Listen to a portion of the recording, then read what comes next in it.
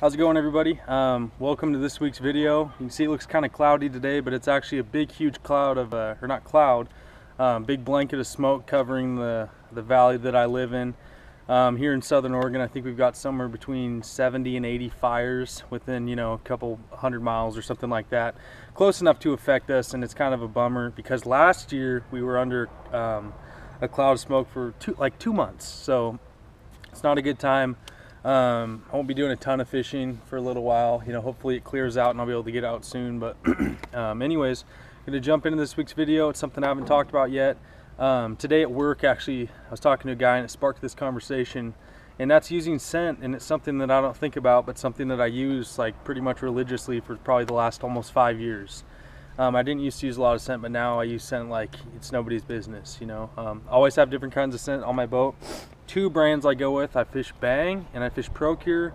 My favorite is the Pro-Cure for oily baits, lubricating a swim bait. On a Huddleston, I like to really put a lot of Pro-Cure on those. And then on jigs and stuff like that have kind of a skirt that holds scent a lot better, I really like the Bang. That being said, I mix both a little bit too.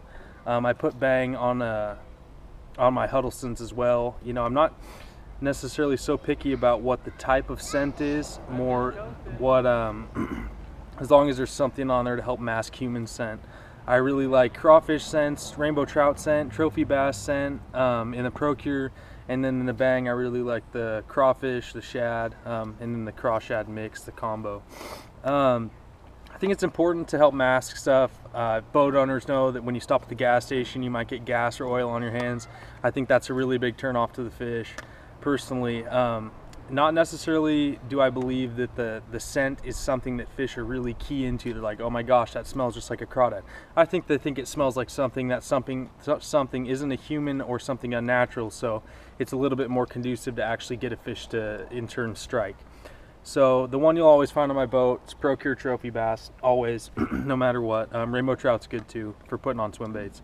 And then the Bang. On my front deck I usually have both. So I really like the scents. If you guys haven't used scents, maybe try it for pressured fish. Maybe it'll make a difference. It's not a huge critical thing to do, but I really do think that it does help in some scenarios when you're out fishing. To have that little extra bonus. The Bang comes in a spray canister, you see. It's kind of oily. You spray it in the water and you can see a big oil slick. I also think that maybe the Bang has some sort of visual property that might appeal to the fish because it does have that oily texture in the light.